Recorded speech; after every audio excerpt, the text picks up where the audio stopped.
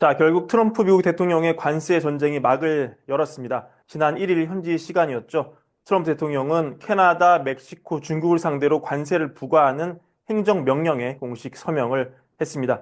내용을 보시면 일단 시작일이 4일이고요. 그래서 지난번 영상에서 간략하게 내용을 소개해 드렸지만 캐나다 상대로는 25%의 관세가 부과되고요. 말씀드렸지만 미국에서 캐나다 에너지를 많이 들여오죠. 그래서 좀 고민을 하다가 결국 캐나다 에너지는 좀 관세를 줄였습니다. 10%로 세율을 정했고요. 멕시코에 대해서는 모든 품목의 25%를 때렸고 중국에 대해서는 10%의 보편 관세를 매겼습니다. 이들 3개국은 일제히 보복의 뜻을 밝혔습니다. 트루도 캐나다 총리는 이 소식이 나오고 바로 밤 긴급 기자회견을 열어서 1억 550억 캐나다 달러, 약 155조 원 정도 되는데요. 이 정도 상당의 미국산 제품에 25%의 보복관세를 부과하겠다고 밝혔습니다. 셰인바움 멕시코 대통령도 역시 바로 반격을 했고요. 경제부 장관한테 이 멕시코의 이익을 보호하기 위해서 관세, 비관세 다 통틀어서 바로 조치를 만들어라 이렇게 지시를 했고 지금 돼지고기, 치즈, 농산물 이런 거에 대해 한 5에서 20%에 이르는 보복관세가 준비가 되고 있습니다. 특히 이 미국에서 관세 부과 명분으로 삼는 게 멕시코를 통해서 불법 이민자도 오지만 펜타닐이 온다는 거거든요.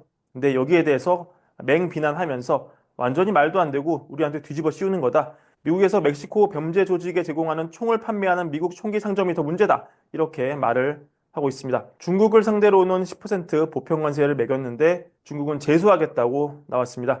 미국의 일방적인 추가 관세는 WTO 규칙을 심각하게 위반을 한 거다. 바로 제소를 할 거고 반격 조치를 통해서 우리의 권리를 찾겠다.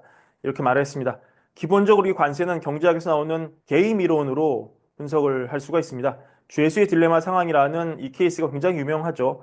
죄수들이 각각 수사를 받고 있습니다. 둘이 단결해서 각각 혐의를 부인하면 둘 다 1년형을 받습니다. 근데 한쪽이 자백하고 다른 쪽이 의리를 지켜서 자백하지 않으면 자백한 쪽은 석방이고 한쪽이 독박을 쓰게 되죠. 15년을 받습니다. 그래서 이런 게 무서워서 서로 신뢰를 못하니까 둘 다 자백을 해서 결국 7년형을 받게 됩니다. 이거는 둘 다 부인했을 때 1년을 받는 것보다 훨씬 불리한 결과입니다. 이 테이블을 관세로 가져오면 결국 둘 다 관세를 부과하지 않으면 10 정도의 혜택을 받는다. 이렇게 가정한다면 만약에 한쪽만 관세를 부과하고 다른 쪽이 부과하지 않으면 결국 관세를 부과한 쪽만 이득을 보고 다른 쪽은 큰 피해를 봅니다. 이걸 우려해서 결국 관세를 둘 다 매기면 이렇게 관세가 없을 때보다 훨씬 더 양국의 피해를 입게 됩니다. 그래서 내시균형이라고 하죠. 자연스럽게 놔두면 다 이렇게 서로를 신뢰하지 못하기 때문에 저 둘 다 관세 부과의 상황으로 가지만 오랜 데이터가 쌓이면서 서로 간에 협력을 하는 게 더 이득이라고 판단이 내려지는 거죠. 그래서 장기적인 균형에서는 저 둘 다 관세가 없는 최적의 상황으로 갈 수 있는 겁니다. 저렇게 오랫동안 사실 나라 간에 싸우면서 결국은 자유무역이 서로의 장기적으로 이득이 된다는 걸 깨달았기 때문에 사실 여러 무역 협정을 통해서 관세가 점점 없어진 건데 여튼 트럼프 집권으로 인해서 판은 깨졌고 다시 이 게임은 원점에서 시작합니다. 자, 그러면 지금 트럼프 대통령의 행보를 보고 그리고 인접국의 반응을 보고 우리가 몇 가지 행간을 살펴볼 그런 부분이 있습니다. 자, 먼저 관세가 부과되는 시기인데요. 미국이 4일부터 관세를 매기거든요. 왜 4일일까요? 달력을 보시면 3일은 월요일, 4일이 화요일입니다. 트럼프 입장에서는 3일부터 매기면 깔끔하죠. 월요일부터 매기면 됩니다. 근데 굳이 4일이다? 이거는 주말 전에 먼저 선전포고를 하고 마지막 극적 협상 타결 각을 보는 거죠. 3일에 극적으로 타결될 여지가 있는지 미국의 이익을 극대화하면서도 관세를 부과하지 않게 하는 한마디로 캐나다와 중국, 멕시코가 물러서기를 바라는 그런 시간을 주겠다는 의미로 해석될 수 있습니다. 자, 두 번째, 미국 입장에서 에너지에 대한 세율이 관건인데 보시면은 캐나다는 아까 말씀드린 대로 에너지 세율이 10%인데 멕시코는 그냥 25예요. 왜 그러냐? 사실 미국에서 캐나다 에너지 관세가 오르면 이게 소비자 물가에 영향을 줄 공산이 제일 큽니다. 이 그래프 보시면은 캐나다에서 가져오는 에너지량이 62%이기 때문에 가장 민감한 품목입니다. 그래서 트럼프 입장에서는 결국 3일의 결론이 안 나고 이 관세가 부과되고 이게 장기화할 가능성까지 충분히 내다본 겁니다. 그렇기 때문에 캐나다 에너지에만 유독 관세율을 10%로 낮게 책정하고 미국의 장기적 부담을 덜어 놓으려는 그런 시도를 미리부터 하고 있다. 이렇게 볼 수 있고요. 그리고 무엇보다 지금 이 트럼프발 관세를 바라보는 캐나다의 입장이 주목이 됩니다. 왜냐하면 예상보다 어쩌면 트럼프의 예상보다 훨씬 강경하게 나오고 있기 때문인데요. 이런 점이 트럼프의 최종 결정에 영향을 미칠 수 있습니다. 캐나다가 어떻게 나오느냐? 결사항전입니다. 결사항전. 자, 일단 아까 말씀드린 대로 미국산 수입품에 25% 관세를 부과하겠다고 밝혔고요. 미국산 맥주, 와인, 버번 위스키, 여기에 트럼프 인기가 높은 이 플로리다산 오렌지 주스를 포함한 과일 및 과일 주스가 포함됩니다. 의류, 스포츠 용품, 가전 같은 것도 관세 대상이 들어간다. 이렇게 많은 부분 트럼프 인기를 떨어뜨리려는 품목을 넣어놨고요. 총리가 미국 국민한테 메시지를 보냅니다. 캐나다에 대한 관세는 미국 내 일자리를 위협할 것이고 이는 미국의 자동차 조립 공장과 제조 시설의 폐쇄로 이어질 수도 있다. 어제 말씀드렸죠? 미국에서 가장 많은 부분 캐나다, 멕시코 수입에 의존하는 게 바로 이 자동차 부품이었습니다.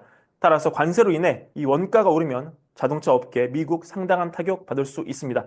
그리고 이 관세로 인해서 미국 국민 여러분 생활비 올라갈 겁니다. 식료품점에서의 식품 가격과 주유소의 기름값 상승을 초래할 것입니다. 이렇게 미국 국민에게 직접 호소하는 경고하는 모습 굉장히 이례적으로 볼 수 있겠습니다. 지금 캐나다에서 미국 수출이 캐나다 GDP에서 차지하는 비율이 약 17.8, 18 정도 되고요. 캐나다 안에 한 240만 개 이상의 일자리에 영향을 미친다는 분석이 나오는데, 그러니까 캐나다 경제 가뜩이나 썩 좋지 않은데 굉장히 타격이 될 수 있죠. 그러니까 캐나다 국민한테도 단결해서 허리띠를 졸라매자 캐나다 국민한테 자국산 제품을 구매하고 미국이 아닌 국내에서 휴가를 보내라고 독려를 하고 있습니다.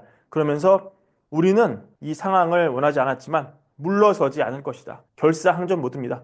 미국을 가지도 말고 미국 거를 쓰지도 말아라.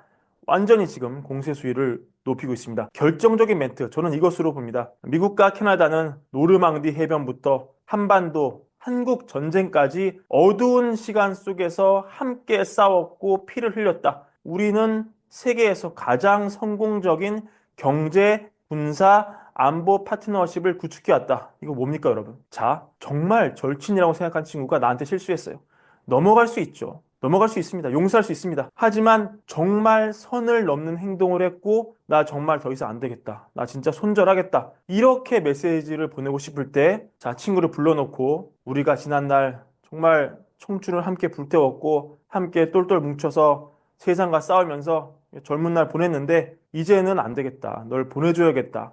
거의 이 정도 급 아닙니까? 완전 정색하고 너와 함께한 수많은 추억이 있지만 이제 널 보지 않겠다. 이 정도의 각오다 지금 캐나다가. 이런 비장함이 보인다. 이런 점 행간의 의미 캐치하시면 좋겠습니다. 그리고 지금 주지사들도 난리가 났습니다. 자체 제재를 하겠다. 이 브리티시 컬럼비아, 온타리오주 등에서는 미국의 이 공화당 강세 지역 생산 주류의 판매 중단을 선언을 했고요. 노바스코샤주는 미국산 상용차의 도로 통행료를 2배로 올리겠다. 정말 캐나다 반감이 엄청나다. 이런 점 과연 트럼프의 최종 결정에 영향을 미칠 수 있을지 관건이고요. 지금 결국 3일 하루 남은 겁니다. 둘의 치킨 게임이 대대적인 보복전으로 갈지 아니면 극적 타결로 갈지 지금 이거에 따라서 단기 증시 투심이 굉장히 달라질 수 있기 때문에 여러분 지금 주시하셔야 됩니다. 다만 지금 캐나다, 멕시코, 중국 다 함께 마지막 대화를 하자.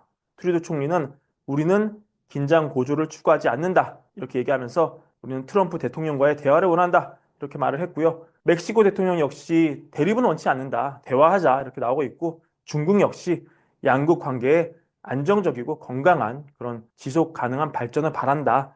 협상 여지 열어놓고 있습니다. 그래서 아마 양국 외교 채널 간, 이 상무 채널 간 3일, 이 월요일 날 대대적인 막판 대화가 있을 것으로 보이고 관련 내용 나오는 대로 저희 월가열부가 신속하게 전해드리겠습니다. 다만 휴일에 나온, 즉 방금 나온 트럼프의 공식 반응은 어림없다 이런 내용인데요.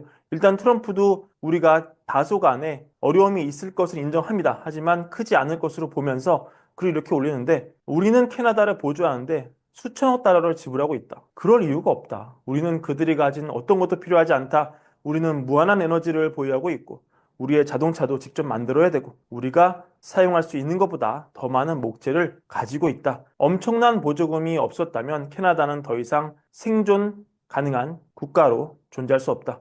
이거는 가혹하지만 사실이다.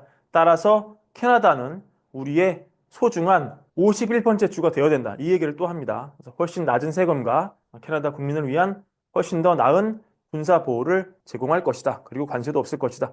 이렇게 얘기를 하는데 이거를 트루도 총리가 또 받아들일 수 없겠죠. 따라서 앞으로 결말 기대되고 마지막 3일 협상 어떻게 진행되는지에 따라서 많은 거 달라질 수 있으니까 주목하시면 좋겠습니다. 오늘 전해드린 불연배 영상 이것으로 마무리하고요. 월걸브 구독과 좋아요, 많은 사랑도 함께 부탁드립니다. 감사합니다.